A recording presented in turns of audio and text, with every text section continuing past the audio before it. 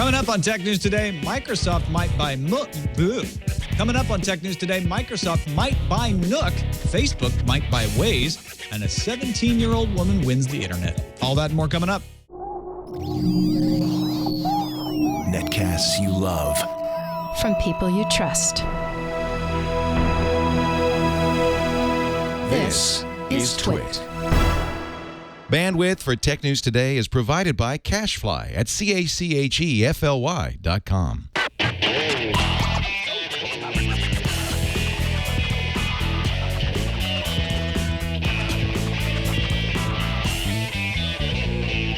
This is Tech News Today for Thursday, May 9th, 2013. Tech News Today is brought to you by ProXPN. ProXPN is a virtual private network that allows you to use the internet the way it should be, anonymously and without oversight. For 20% off your new account, go to proxpn.com/twit and use the code TNT. And by Squarespace, the all-in-one platform that makes it fast and easy to create a professional website, blog, portfolio, or online store. For a free trial and 10% off your first purchase on new accounts, go to squarespace.com and use offer code TNT5. Welcome to Tech News Today. I'm Tom Merritt. I'm Sarah Lane. I'm Aya Zakher. And I'm Jason Howell.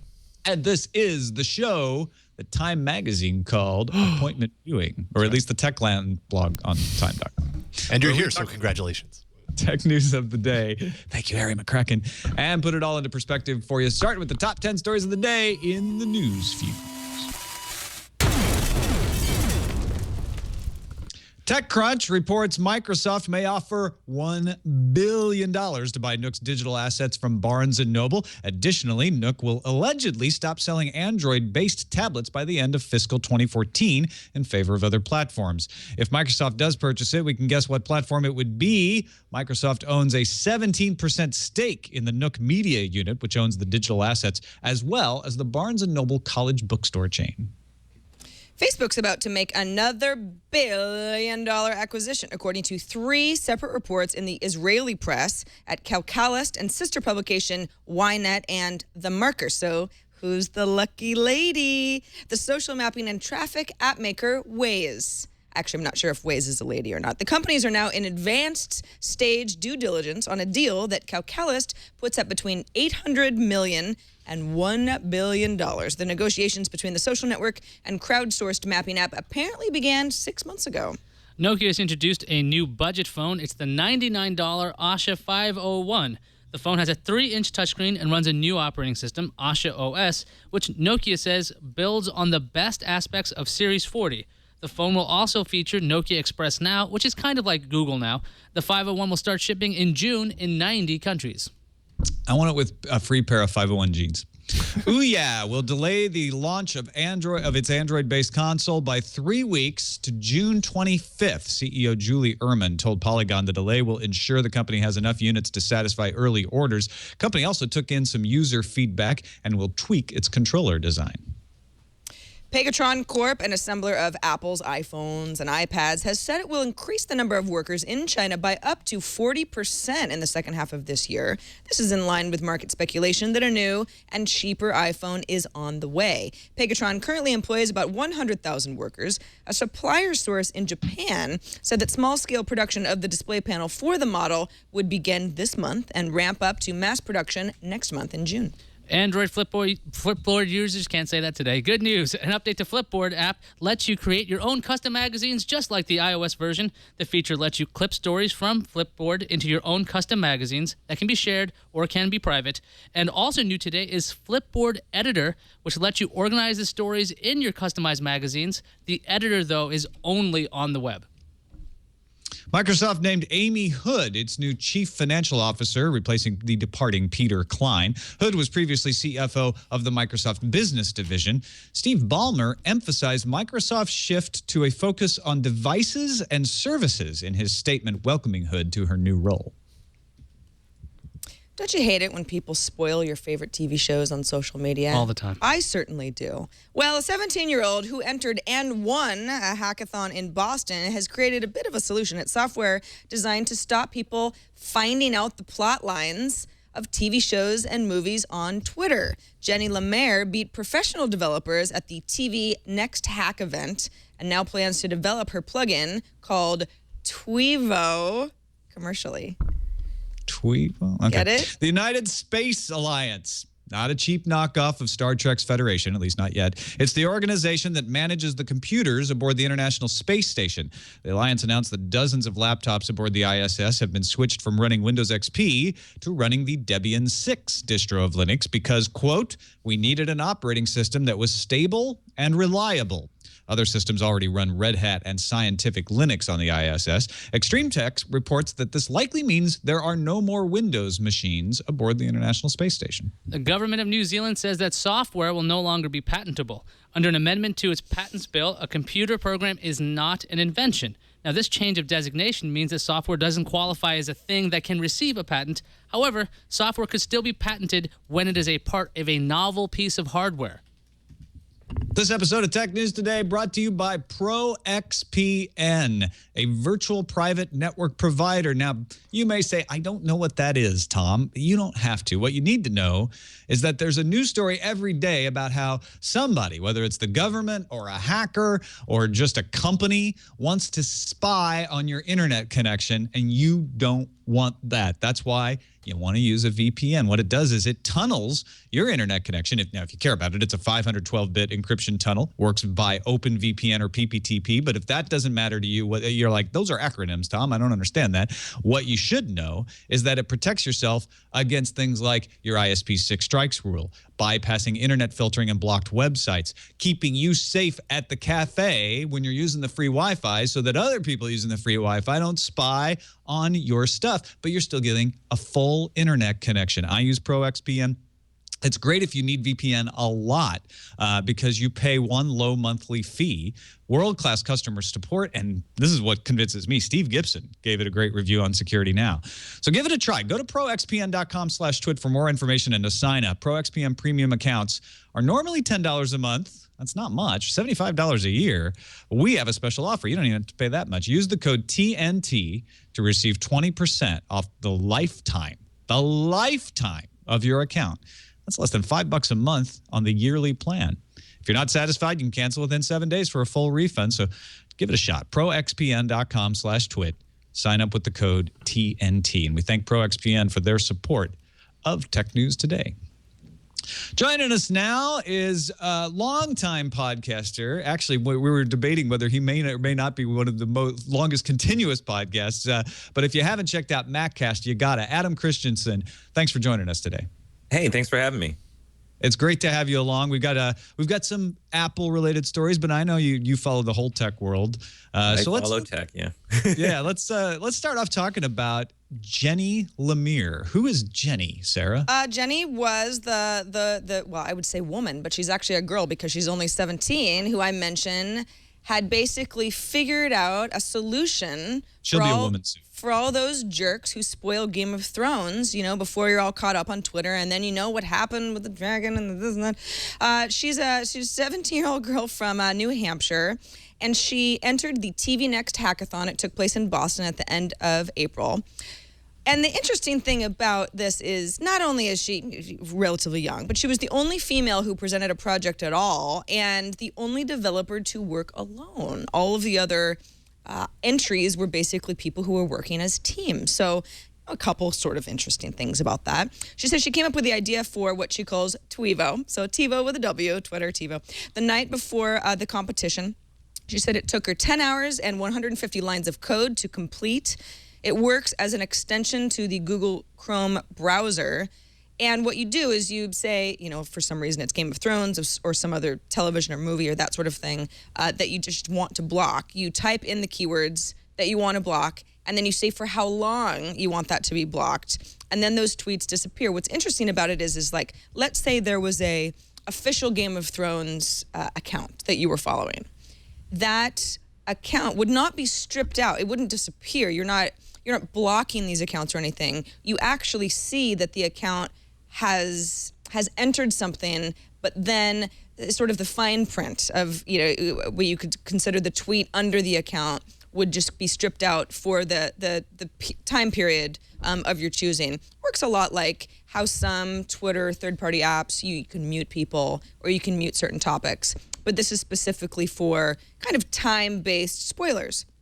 And once a user's done blocking the show, the tweets then reappear, so they don't actually go anywhere. They're just stripped out temporarily. Lemaire says that the program is still in demo form. It's not going to be ready for another couple of weeks, but she already has interest from a company called Furious Minds. That's a tech company, and they say, this is great. We want you to help you basically market this final product.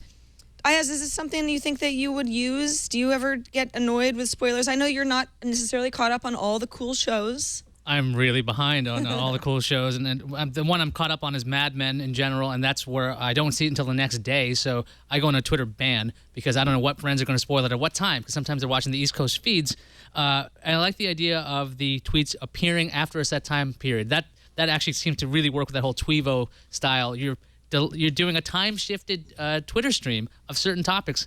I really would enjoy something like this, as opposed to going completely cold turkey from Twitter, where I could be missing world events and things, because that's where news usually breaks, where I find it.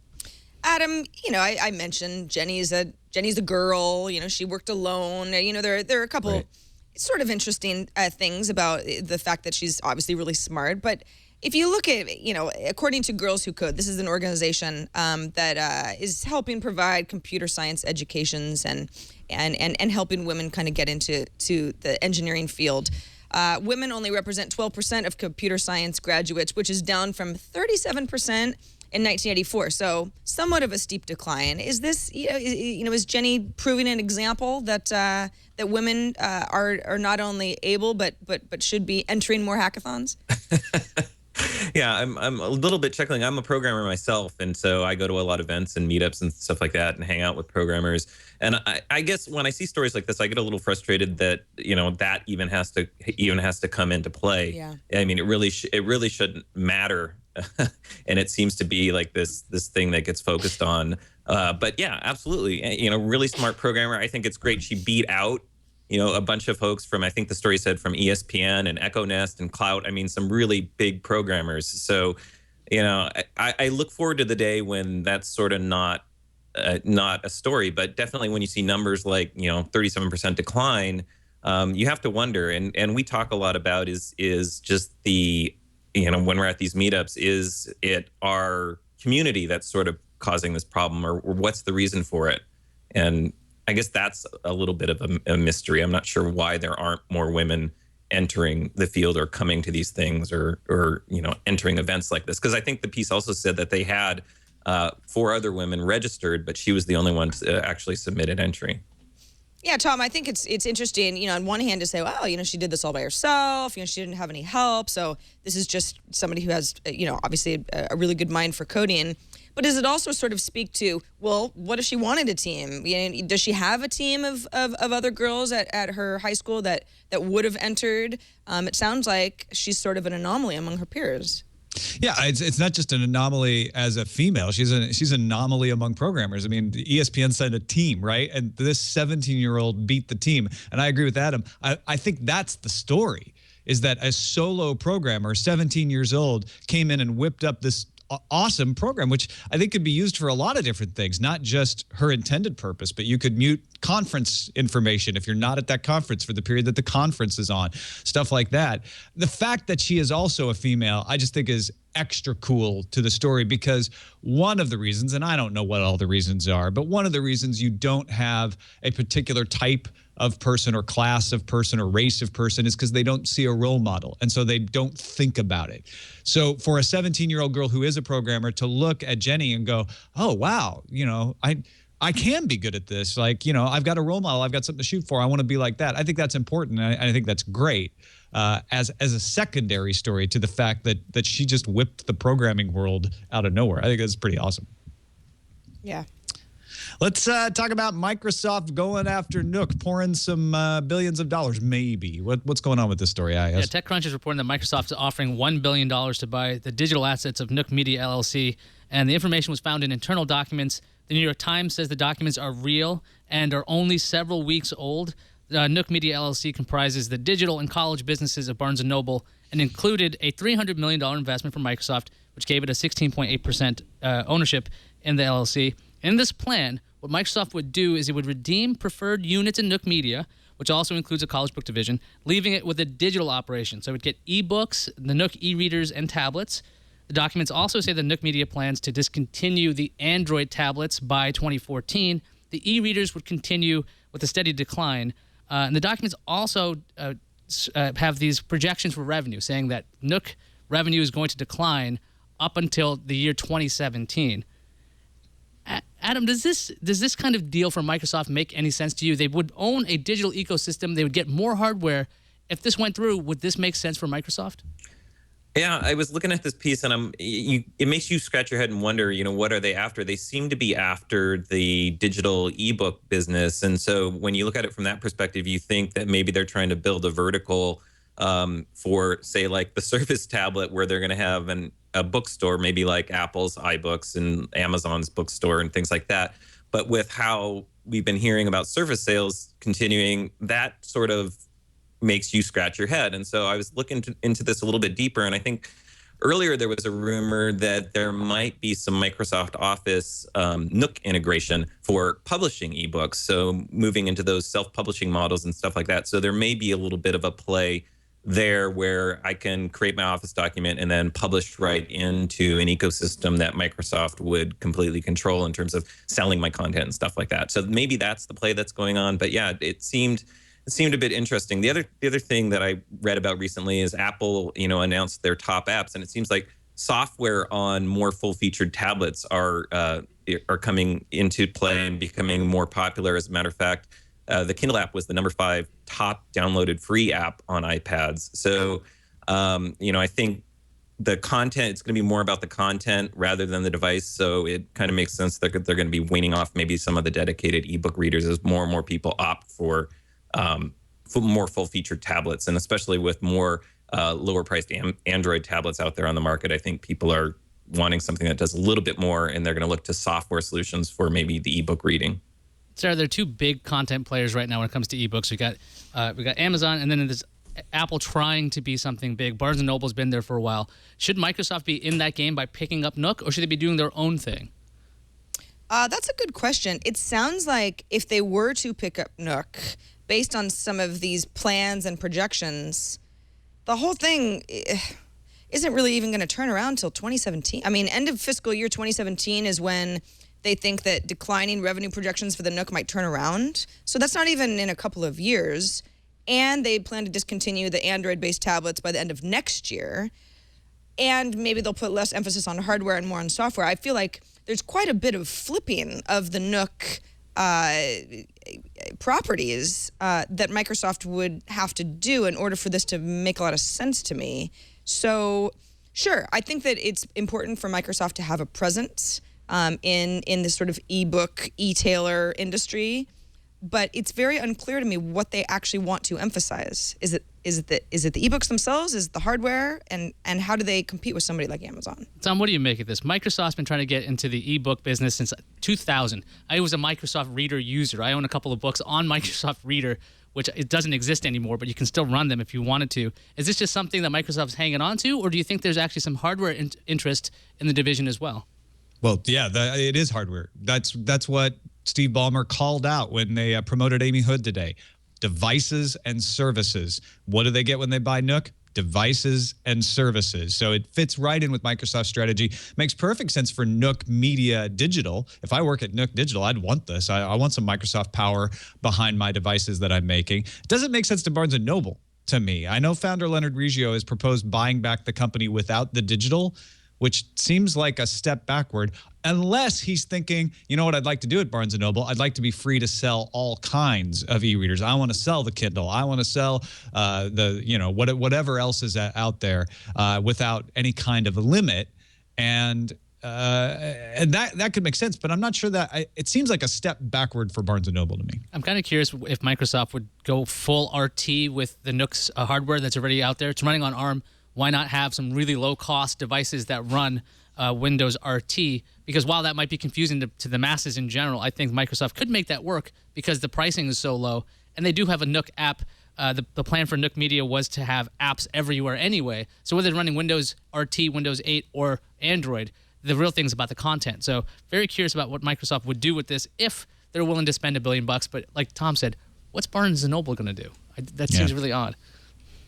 Let's talk about Facebook possibly making a new purchase of Waze. We heard that in the news fuse. Calculist, Ynet, and The Marker all reporting Facebook in due diligence. That means they've signed a term sheet. And they're making sure that they have looked into every aspect of an acquisition before they go ahead and agree to it. Calculist estimates it would be somewhere between $800 million and $1 billion, about half stock. Negotiations supposedly began about 6 months ago.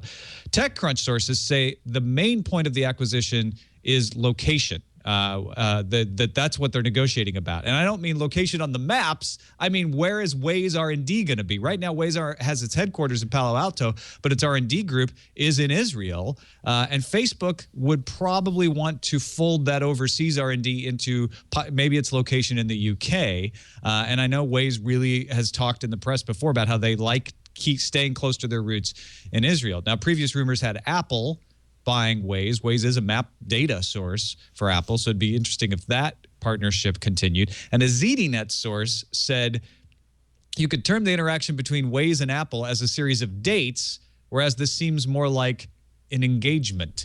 Adam, if you had to guess, where would you say Waze's final destination is going to be?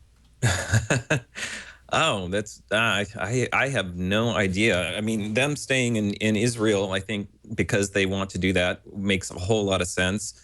But I don't know. The interesting thing on this story to me is how aggressively Facebook seems to be going after maps. And my question is, I'm kind of curious what their whole game plan is. They recently hired the ex-Apple executive Richard Williamson, who was in charge of iOS maps. And they've also been hiring up a bunch of UI designers from Apple. So I'm more curious what Facebook is up to, I think. Yeah, what is Facebook up to, Sarah? Is this something that they would fold into Facebook, or are they just diversifying, saying, you know what, the future is geolocation. It can't hurt to hold Waze like we hold Instagram? I'm going to go out on a limb and say Facebook is building its own mobile OS, and this would be a really good addition, right? This is we've heard sort of these rumors before. What is Facebook doing? Facebook social. Facebook buys up lots of companies or spins out new services within Facebook that compete with successful apps, that are catching on with the kids, that sort of thing. Waze is a beloved maps service that is socially focused, so it makes sense for Facebook. People who use Waze are comfortable with the idea of crowdsourcing data to get from point A to point B. It is a little interesting that Waze is so heavily focused in Israel, and Facebook is obviously based in the Bay Area, and though they have offices around the world, certainly the focus isn't in the Middle East. But I think really this points to Facebook saying, well, once we have all of the keys here, we go from Facebook Home to our own OS. Yeah, Facebook's business model is built on data mining, right? Selling your information to advertisers, and Waze does that too. I always get the there's a Taco Bell at this exit when I'm using Waze. So they're into that, let's figure out what is appropriate to where you are. How do you feel about the idea of Facebook running Waze?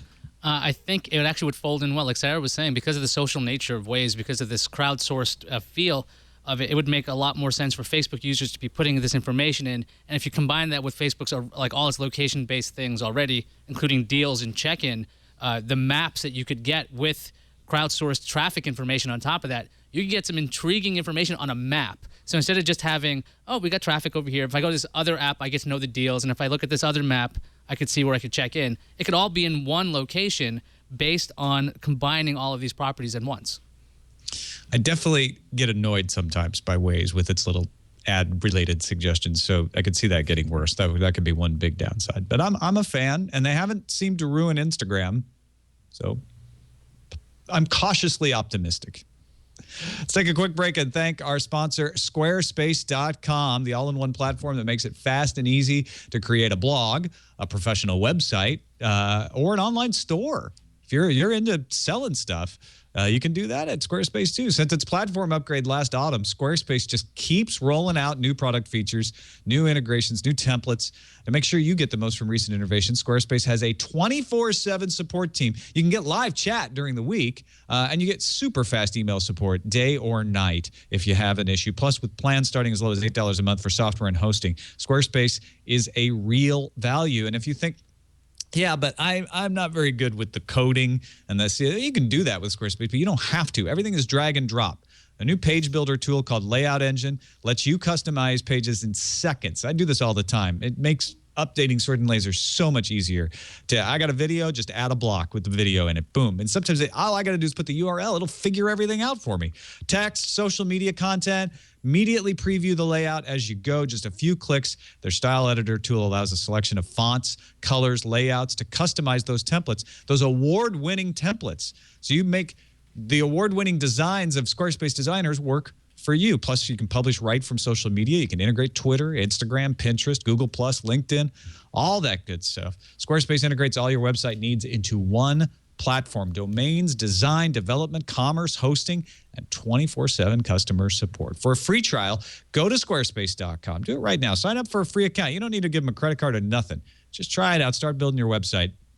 Then, if you decide to purchase it, remember this offer code, TNT5, and get 10% off your first purchase on new accounts. Don't forget about free domain registrations for annual plan subscriptions. You might want to pop that way if you need a domain name. That's squarespace.com. Use that offer code TNT5. Everything you need to create an exceptional website. And super thanks to Squarespace for their continuing support of Tech News Today.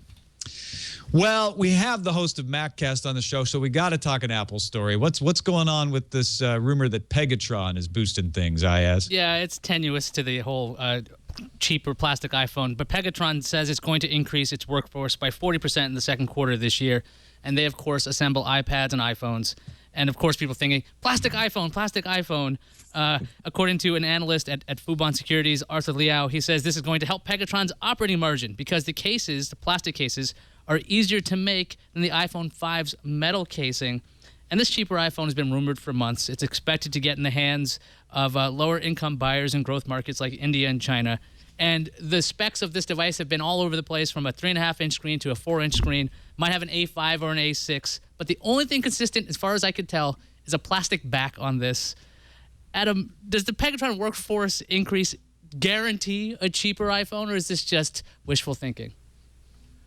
I don't think it necessarily guarantees a cheaper iPhone. I found it interesting, the timing of the story. A couple days ago, we were hearing a story that Foxconn was looking to reduce the reliance on Apple to a certain degree, and some were speculating that was due to slumping iPhone demand.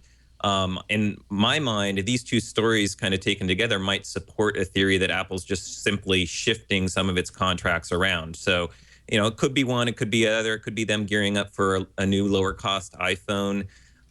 There's been some debate on whether that phone really needs to be a low cost phone and things like that. Apple's been doing some other things in emerging markets like China and India through promotions, and they're able to boost sales there. And I always fall back with Apple stories to Apple is very good at maximizing their profits and adjusting margins on things to sort of maximize, and they don't seem to jump in and do anything till they feel they can really take advantage of it. As a matter of fact, Peter Oppenheimer said in the last conference call that they are willing to do things like sacrifice some short-term margins for longer-term gains. So I think it's inevitable that they're going to diversify the price points in the iPhone line because it's a mature product now, and there's a lot of consumers that are sort of on the fence. The question is going to be, how are they going to hit that sort of magic price point and what that price point is going to be? And that's where a lot of the speculation seems to be right now. But no, I don't think anything with an Apple story is guaranteed. So what do you make about this story? We've been talking about this plastic iPhone forever. Mm-hmm. Apple is really, they usually are hitting the point all the time, aluminum and glass, and it's beautiful, and it's like a piece of jewelry. It's fantastic. Right. And then they're going to, if theoretically, would move back to plastic. How would they spin that as a spectacular new feature? Well, that's a really good point. I think that Apple has always been very good at selling whatever they got as the best of the best in its class, right? So you've got these expensive iPhones, they're metal, they're glass, it's machinery like you've never seen before, and they always go on and on about engineering at their announcements. But if this cheaper iPhone, and let's just say that yes, it's coming and it'll come sooner than later, is a hit and it's cheaper, how does Apple then remind us all that, there's still that high-end market that you want? I mean, is it sort of like the stock model of a car versus the one with all the bells and whistles and the really nice wood trim on the inside? Because I feel like the more successful the cheaper iPhone is, the more people say, well, what do you need that metal backing for anyway? Samsung Galaxy S4 does it just fine. People really like it. I mean, I think that, you could read reviews where they say, the plasticky is kind of plasticky, but maybe people don't care about that much anymore. Tom, what do you think about the hardware build thing? It seems like Apple moved away from plastic. They used to have that on their MacBook line. MacBook Airs has supplanted that. It's all metal pretty much everywhere else. What do you think about this hardware switch if it happens? I wonder if this isn't meant just for China. Apple has had a hard time figuring out how to break into China, and part of the problem has been competing on price point. If they were to make a more cost-effectively produced version, and they put it out in China only, where you have a different landscape and a different expectation for what kinds of phones you could buy, that could make all of this disappear. In other words, in the United States, you just get the iPhone. It's the regular old iPhone, the way we've always expected it, and they just limit this to certain markets. Now, that's un-Apple-like, so I'm not sure I'm convinced myself that I'm right here, but I wonder. It'd be an interesting shift if Tim Cook puts Apple in that direction, that there will be a different model for different countries. 'Cause that was another thing. The availability apparently is rumored to be very limited at start. It could just be India or China at the same time. We might never even see this phone. Yeah, and when I say China, I say that as a start because that's the main target. But you're right. It could also go to secondary markets like India or Africa even, for sure. Let's talk about Sony. They put out their earnings report, and for once, you don't have to cringe. Yeah, since taking over in February of last year, CEO Haz Karaj said, he's going to streamline efforts. We're going to close certain Sony outlets. We're going to fire some people, but it's all for the best. And actually, Sony has net profits of $458 million, which is about 43 billion yen, for its 2012 financial year, which is the first annual profit since 2008. So that is good news. Those numbers actually beat Sony's own prediction of $404 million. Operating profit for the year was $2.45 billion, which is a huge improvement over, let's say, a couple of years ago when Sony took an $820 million loss. That was in 2011. Sony also recorded $72 million in sales, which was an increase of 4.7 on the previous year. However, I mentioned streamlining, and a lot of this, Sony even says, points to Sony Ericsson joint venture takeover. It's now Sony Mobile, selling off its chemical products businesses, selling offices in Tokyo and New York that were extremely expensive. They divested shareholdings at a number of companies. They cut 10,000 jobs worldwide. I think at least 1,000 of those were in Japan alone. So, and last week, about 40 company executives for Sony publicly said that they weren't going to take their annual bonuses in order to help the bottom line for Sony. So you think, okay, well, things are looking good, but what about some of Sony's flagship, their legacy divisions? The television business lost money for the 8th straight year. Sales were down 30% from last year. Sony says that outsourcing production will help it break even, but that's still not really a rosy outlook for something that Sony was known for not too long ago. However, Sony said sales in mobile device segment grew by 18%, and their film business grew by 11%. Adam, what do you see as the next stage for Sony here? Obviously, they have cut costs, and it's worked out really well for numbers. But is that something that's going to help long-term growth, or they really got to switch their strategy, maybe into more mobile? Yeah, I think mobile devices are definitely somewhere they should focus. I think more of this sort of streamlining, they might even need to cut more divisions. I've always kind of felt, I grew up in the 80s, right, when Sony was big. It was the consumer electronics company. And, you sort of watched them diversify and get into more and more places and more areas. And I think that's where things kind of it just got to be too big of a beast. And I think slimming down and refocusing on certain divisions is going to be the right move for them. Things like their gaming division, like their mobile division, the gaming division, I think has been suffering as well. So I think that's going to be best long term for their business. The interesting thing on the TV side, I have to bring it back to Apple because I guess that's what I'm supposed to do. But it's all right. And it's funny that I think it just shows that the TV number shows that why would Apple want to even get into this TV business? It seems so cutthroat to me. So I don't know how they show up their TV business other than maybe, again, focus more on mobile devices. Because I personally, for me and my friends and things like that, more and more people are watching on their computers, on their smartphones, or more importantly, on their tablets and things like that. So, TVs, I'm not so sure about their future in general. Ayaz, what do you think? A new Sony TV that's some sort of a combination of Sony pictures and Xperias? It's kind of what Sony did, right? They do have those the 4K TVs that come bundled with a 4K player. And so this showed a new Sony in the fact that those divisions were talking to each other and actually working together, which was kind of absurd how when Sony did diversify, they were all siloed and they would not work together. And it seemed ridiculous that Sony Music wasn't talking to any other division. I think under Kaz Hirai, this particular quarter looks really good. But like you're saying, I don't think this is a long-term solution. You can't keep selling your office building. You did it once and you're renting it. That's a really great way to change the numbers. And it looks good for right now. So short-term holders will be happy. But with Kaz Hirai's strategy, I think it's called One Sony. This idea that they're all working together and they're no longer working with Ericsson in a joint venture to have their mobile phones.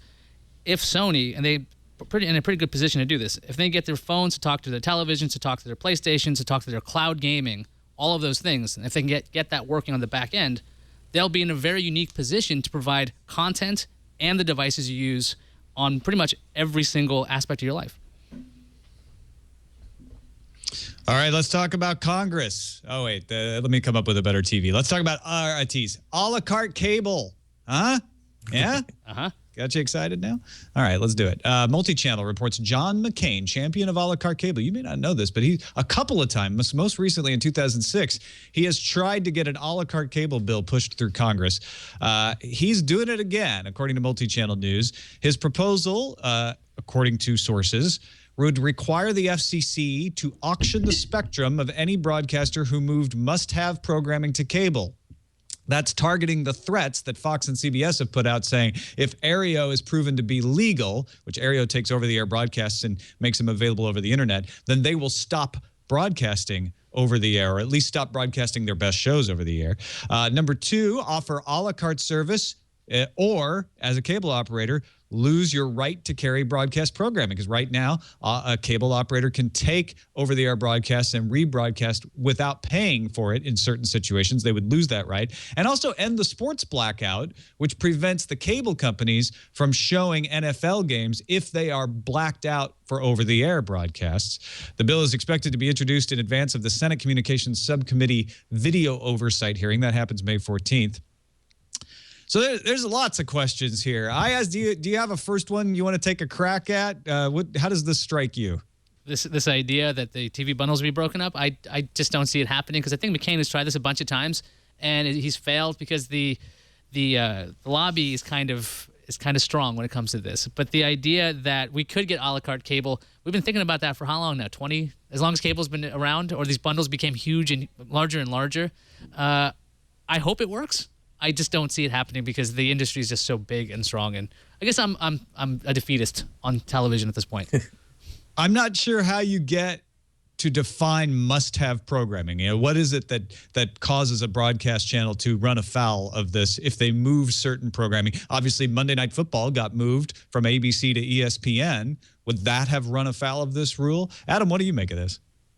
I think I'm not a big fan of the government and government regulations having to change these things. And as much as I've been wanting a la carte TV for years. It's been a dream of mine.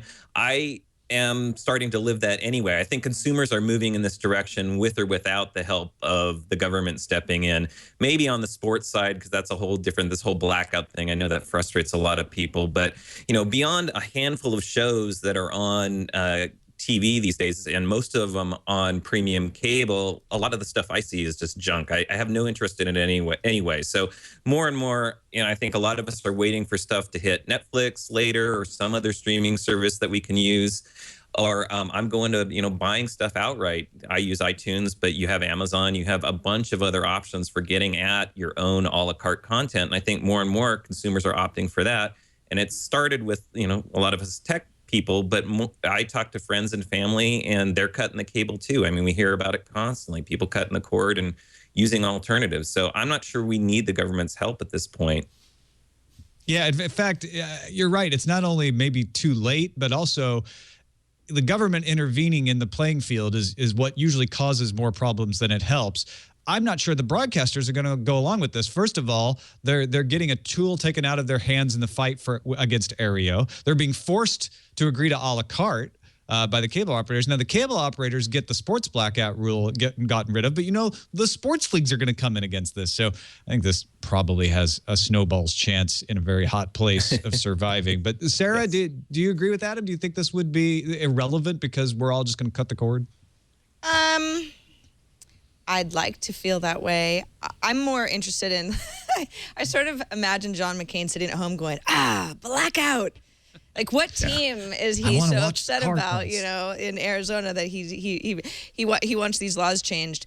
Sometimes I have to say, even though I personally am passionate about the idea of a la carte cable programming and having more options, this does seem like, wow, on the government side, you kind of have bigger fish to fry, maybe, than something like this. It's not to say that the industry should not be shaken up, but yeah, I'm not sure government regulation is the right move. Go Big Red. Let's move on to the random.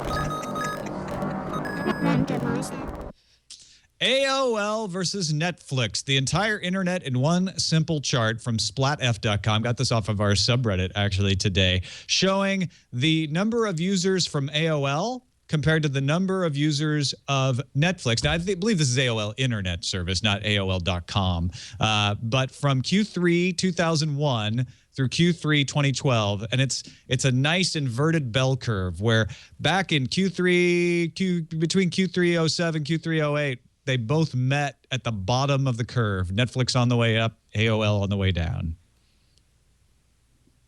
Well, look at that. It's like a big X.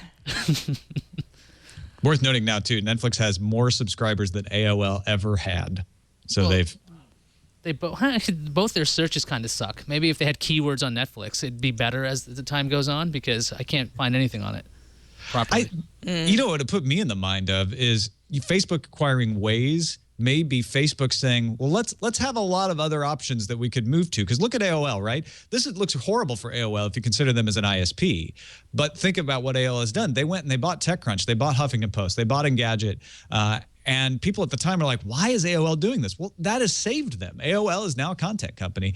So AOL is also launching their own original content series, a variety of them. Yeah, I don't know that you exactly put it up against Netflix because it's more somewhat short form, sort of reality based. But yeah, this graph might look a lot different in another year. So let's keep an eye on that, and meanwhile, keep an eye on the calendar. Let's look at the calendar with one eye open, shall we? Tomorrow, May 10th, Jack Ma is stepping down as the CEO of Alibaba. Also tomorrow, LG's Optimus G Pro is coming to the U.S. as it's an AT&T exclusive. It'll be priced at $200. And Huawei is hosting a beauty event on June 18th in London. In fact, the invitation to the press says, celebrate beauty, glamour, and inspiration. So Engadget is saying, well, it's probably the official arrival of the P6U06 with a brushed metal enclosure. Maybe it's not so much about hair and makeup, but, about a beautiful phone. But we'll find out on June 18th. June is Fashion Month on YouTube as well. Oh, boy. Yeah. I know this because my wife works at YouTube, full disclosure. I had no idea. Really? Yeah, I know. Get out of here. Some Well, people I get mad if expect I you to don't. look pretty good next month. That's right. You have no excuse not to. Let's move on to incoming. Incoming message. We got a message from Jay, the power systems engineer. I'm also a power engineer for a power company, and I want to respond to Tom, the power systems engineer, who emailed us yesterday. Everything he said is true, but within the framework of old school power systems engineering. We are deploying battery-based energy storage devices that operate on bulk transmission systems that provide high-speed regulation services. Conventional generating technologies take 10 minutes or more to go from zero generation to full power. We do it in 200 milliseconds. These systems will eventually relieve the large central generating stations from having to regulate the grid and will have more than enough speed and capacity to regulate distributed generating systems at the grid level or the distribution level. I love this. I love this because I know almost zero about these systems, and these guys know what they're talking about. And yet I can tell the lines of the debate here because we see it in so many other areas that we cover. It's great to have two knowledgeable people saying different perspectives about this stuff. This is great. Thank you, Tom, and thank you, Jay, for carrying on this I think conversation. Tom and Jay should start their own podcast. We should be listening to the Power Systems Engineering podcast. They could call it Power Station. That's With great. Tom and Jay. Or not. Well, that is it for this show. I have now finally killed it. Thank you, though, Adam Christensen, for saving it. It was great having you on the show today. Oh, thanks for having me. Appreciate you inviting me on. Maccast.com, obviously, for the Maccast. What do you got going on over there you'd like to tell folks about? Just, covering Mac news, trying to help people out with their Mac questions, Apple questions, things like that. More and more these days is, it's about iPhones and iPads. I also do an iOS podcast called We Have Communicators. That's more iOS focused, so people can check that out as well. Excellent. Check it out, Maccast, Maccast.com. Also, check out our subreddit, technewstoday.reddit.com. That is the place to go to suggest stories for the show or look at what other folks are suggesting and voting on them. That is actually just as helpful, if not more helpful, to see, what do more people want to see us talk about or hear us talk about. It's technewstoday.reddit.com. That's it for this episode of Tech News Today. You can find us on the web at twit.tv/TNT. You can email us, TNT@twit.tv, or give us a call, leave us a voicemail. Our phone number is 260-TNT-SHOW. You can attach an MP3 to the email address as well. Eric Olander joins us tomorrow. Darren Kitchen has the day off. We'll see you then.